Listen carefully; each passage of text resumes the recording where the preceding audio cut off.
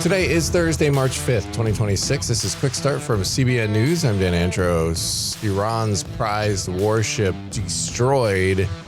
We'll have that top story and more on today's podcast, where we bring you news from a Christian perspective. Don't forget to subscribe and leave a rating. You can email us as well, quickstartpodcast@cbn.org. A lot to get to on the podcast today. Obviously, the Iran war there is dominating most of the headlines today. On the focus story, an Iranian missile kills 9 Israelis. CBN was on the ground where it happened, providing the details there with Paul Petitte. We'll have that report coming up here in just a moment. Also on the main thing, could Iran's own Kurdish population become the next front in the escalating conflict there in Tehran? I'll have the breakdown on that coming up on the main thing. All right, I want to tell you about our sponsor of this podcast, Christian Solidarity International. And for decades, CSI has worked on behalf of persecuted Christians and other religious minorities in some of the very most dangerous places in the world, as we've been telling you. And they really do the hard work. They are building long-term relationships there. They are not fly-by-night, just come in, drop some supplies, which there's nothing wrong with that either, by the way. Helping out, even if you are doing it briefly, is also a good thing. But if you're interested in helping those who are there for the long term, building these relationships, I mean, this is how you end up when people are kidnapped, which happens. These Christians are taken by radical organizations. They are held as hostages or even slaves. But the way to get those people back, if at all possible, is by having these relationships on the ground, working with them.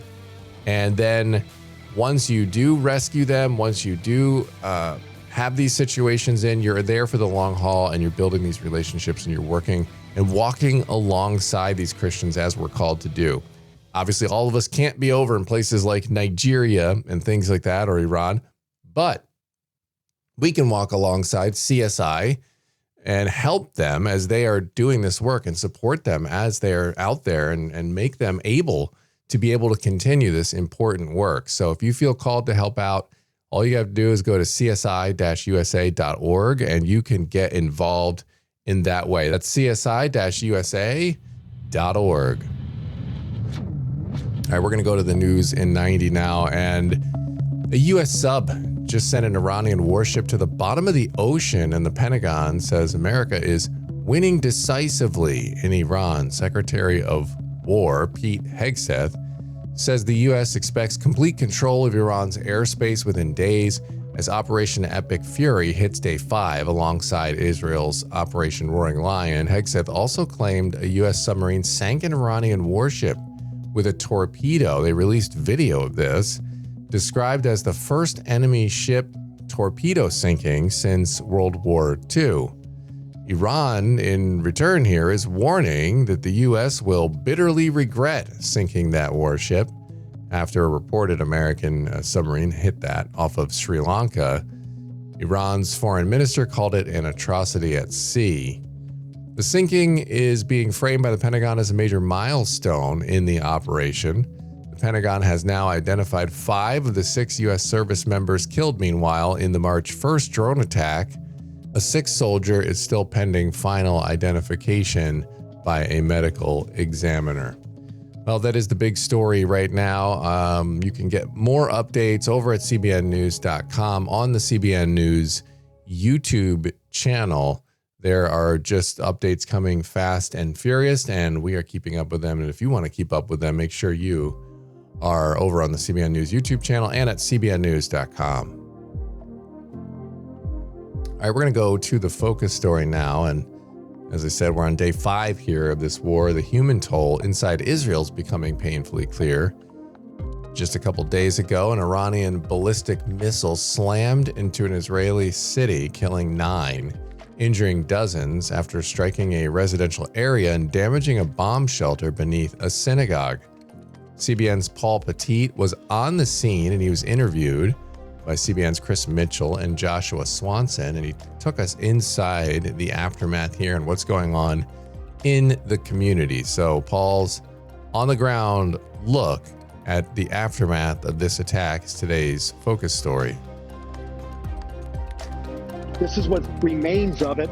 And if you look down here, you could actually see prayer books, Hebrew prayer books, a shawl here. This is what remains of it. And below this was that bomb shelter that was damaged.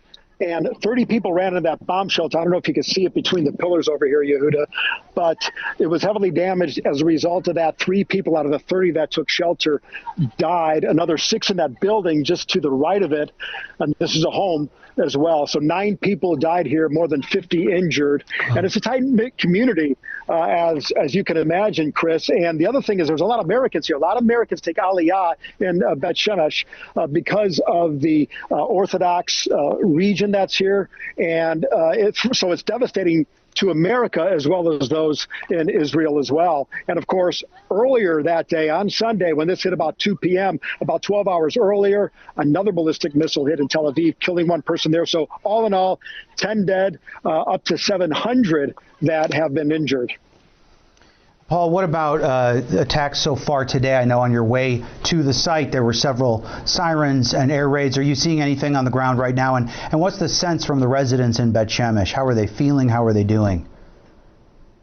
Yeah, nothing on the ground, but yeah, the sirens were going off. Both Yehuda, my videographer, and I had to pull over on one occasion and take cover. And on the way here, another one went off, 2 more. So it's really been pretty much every hour, it seems like, an air raid siren going off. And if you can see the building over there, we actually took cover in that blown out building from the missile that actually hit here on Sunday. That's been our cover, and it's been ongoing. Now, we did learn earlier today that a joint, and whether it's joint or just happen at the same time, a Hezbollah rocket as well as an Iranian rocket landed in central Israel. It's my understanding only a handful of people were hurt here in that incident, no deaths, which is another thing that's pretty remarkable if you consider the amount of missiles that have been shot this way. Now, to your question about what it's like here. Again, this is a tight-knit community, even though it's a little over 100,000 because it's a Haredi community, it's an Orthodox community, and everybody knows everybody type thing. And so they're not used to seeing things like this. They're not used to seeing this kind of devastation. And we're having rabbis that were coming in and out of here and other people just looking at that, pondering, sort of taking it all in, that something so devastating happened in their own backyard. Yeah. What are you hearing in the wider war right now, Paul, concerning the Iranian Navy and some of the attacks that the U.S. and Israel are continuing to hit inside Iran? Well, you heard Trump, right? He said this is far from finished. So he's going to continue to pound. And he said we're not even close to giving an all-out effort in this. So everybody's poised to see what this is going to look like next.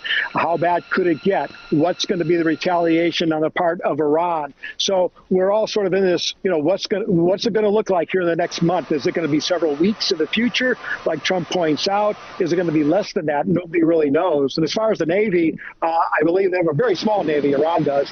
And we're hearing that basically 10 or 14 ships, I believe, are all sunk, are all gone, destroyed by the Israeli and the U.S. forces. So obviously they have an upper hand here. The question is, how long is this going to take? How long is this going to be dragged out? Not only here in Israel, but the surrounding Gulf states, which, as you know, Chris, Iran has attacked just as much as Israel over the last several days. Yeah. Paul, give us a sense from some of the, have you spoken to any of the families or any of the relatives of anyone? I mean, we know we have a connection to Tamir, who lost both his mother and his brother in this attack in Bet Shemesh. Is there any outreach happening with the families, or have you heard anything regarding how they're doing? Yeah, I spoke to a rabbi here. There's an organization called Israel 360. And Chris, correct me if I got that wrong, 360.com. And what they do is help people in need. So now people are coming together because these homes, as you see here, this has to be rebuilt. Everything you're seeing behind me, these were homes. This was a synagogue. And not only does they need money to be rebuilt, the people that are displaced and those that are injured are also needing some help, are also needing some direction to kind of carry them through this devastating time. And you hear stories. The rabbi that I spoke with, his teenage son played basketball with one of the victims here, who I believe was a 16-year-old. So this is hitting hard here. This is something you hear about, you read about, and like anybody, but when it happens here, right here in your own backyard, it takes on a totally different meaning. But as we know, these people are resilient. One woman told me, even though they don't like to see this, they have a forgiving heart. They somehow understand, which is maybe for a lot of our viewers beyond comprehension when you see things like this. Somebody was holding this in their hands when that bomb came down here at 2 p.m. Sunday. Yeah, well, great reporting right there on the scene, Paul. Probably one of the most tragic scenes of the war so far. Thanks a lot. Great reporting indeed by CBN's Paul Petitte. If you want to see what he was talking about there, I've got the link to that report in the description of this podcast here. Check it out. You can actually just see the very compelling and heartbreaking footage there from the scene of the aftermath of that attack. We're going to go to the main thing now. As tensions with Iran continue to escalate, analysts say one key factor to watch is the country's Kurdish population, a group that's long had strained relations with the Islamic Republic. Well, Kurds make up roughly 8 to 12% of Iran's population. Now we're seeing Kurdish forces become a serious pressure point along Iran's western border. FDD senior analyst Ahmad Sharawi and CBN News White House correspondent Kelly Wright joined me to break it all down. That's today's main thing. The Kurds are not one group, or they might be one ethnic group, but they're divided in 4 different countries, and that being Iraq, Syria, Turkey, and Iran. And within Iran itself, there are 5 main groups. The most significant one is PJAK, which also has ties to U.S. designated foreign terrorist organization, the Kurdistan Workers' Party. When we look at the Kurds in Iran, they're mainly concentrated in the northwest area, bordering Turkey and Iraq. They have connections to their brethren across these countries, but with all these reports and rumors that the U.S. may be arming these Kurdish groups, it's important to point out that the feasibility of such a move, and that is the Kurdish population or the Kurdish factions in Iran do not have the necessary numbers to fight the Islamic regime and the Islamic Republic. Here we're talking about the Basij force, that is the internal repression force in Iran, numbers about 100,000, while the biggest Kurdish faction has about 10,000. So we need to question the effectiveness of such a move, or whether it would threaten the survival, if it can threaten the Islamic regime and topple it in the future. So Kelly, from the White House perspective here, how is the administration sort of viewing this Kurdish question from inside Iran? Are they actively sort of considering Kurdish groups as a pressure point against the regime, or are they sort of worried about the regional complications that could create if they engage in that way? Right now, the administration is looking at all aspects, all factors on the ground that could assist the United States as well as Israel in implementing the goals, or achieving the goals, I should say, of this administration, which is, one, to make sure Iran cannot rise up again and develop a nuclear weapon. 2, that it stops all the development of its ballistic missiles. 3, it stops uranium enrichment. And 4, which is really important to talk about, freeing up the Iranian people to pursue their own government. Will the Kurds play a role in that? The president of the United States has said he's talking to everybody. A lot of the people that he wanted to talk to from the current Iranian regime are now dead, as he stated. He said he would even go so far as to consider talking to Reza Pahlavi. So you can be sure that the president will also be talking to the Kurds. The Kurds have a longstanding history with the United States. If you go back to the Iraq War, where the Kurdish forces were very instrumental in Erbil in helping to quell some of the violence coming from the insurgents, particularly ISIS, once they had become formulated. So even in this current time, people are looking at all the options. Secretary of War Pete Hegseth was not asked that question this morning. He did not bring it up. It's a question that will likely come up when Caroline Leavitt gives her White House press briefing coming up in a matter of minutes, unless she's late, which could happen. She could be talking to the president, conferring with him on what to say to the American people. So I put this on the table of one that the United States is looking at. They'll talk to many people to see who will be best and who can best serve the interests of the Iranian people, as well as making sure that the United States and Israel achieves its objectives. Ahmad, a lot of Iranian Kurdish groups are based across the border in Iraq's Kurdistan region. If those groups were to launch operations into Iran, hypothetically, what kind of risks does that pose for Iraq itself? I mean, we're already seeing some of the repercussions of that. Iran and Iran-backed militias in Iraq have been targeting the Kurdistan region in Iraq extensively over the past 72 hours. And even there were reports yesterday that Iran targeted some of these bases in Iraqi Kurdistan.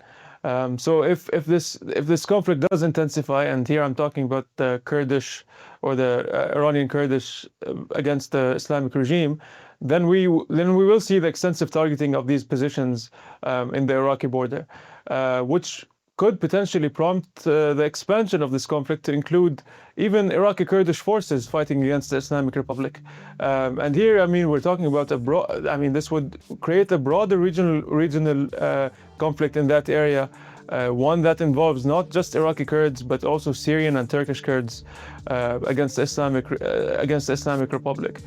So things can escalate very quickly. And I mean, as we've seen over the past 72 hours, the Iranian government does not stop itself from striking neighboring countries. Joining me to break that all down, and that's going to leave us with time on the podcast today for one last thing. Going to take a look at Matthew 6:3. But when you give to the needy, do not let your left hand know what your right hand is doing. So yes, we are called to give. Yes, we are called to help, but we're also called to do it humbly. Not do it in a bragging manner, so that we're just showing off. It's been a big talking point drawing here attention about how to Iran ourselves. is. We want God to get all the glory. It's like they misplayed their hand, whether it's intentional or not. What our right hand is doing. That's where we're going to leave it today's episode of the Quick Start Podcast. Get on over to cbnnews.com, fakewire.com for more news from a Christian perspective. God bless. See you back here tomorrow. Well, Dan, first of all, you're right. And Ahmad's assessment of what the Kurdish role is and all of this is so on point. It's on target. What I see in all of this, going back to what Secretary of War Pete Hegseth talked about today, is that the United States will continue to conduct its operations with great lethality. They will pummel the Iranian forces that are left standing on the ground right now. They will continue to punch them even while they're down. Going back to what military analyst, retired General Jack King said just yesterday on Fox News, he said this was the weakest point in history for the Iranian regime. And this is a time of the president's choosing and Netanyahu's choosing to strike, and it's a good time historically. And I'll say one other thing about this and about the fact that we are now talking about the Kurds having a possible role in helping win the freedom for the Iranian people. I want you to take you back to yesterday when Secretary of State Marco Rubio had just finished talking to the Gang of Eight, and he talked to a pool of reporters there on Capitol Hill. Something very key he said, gentlemen. He said, look, this government that we're dealing with, the Iranian regime, is really, quote unquote, lunatics. And he was talking about the fringe beliefs that they have, the death cult that they have, and how this Iranian regime for 47 years has really brutalized its own people and actually served to funnel funds to proxies around the world to commit acts of terror against the United States and against Israel. And now, Dan, to your point, we're seeing them attack even their own neighboring countries, and those neighboring countries are beginning to rise up.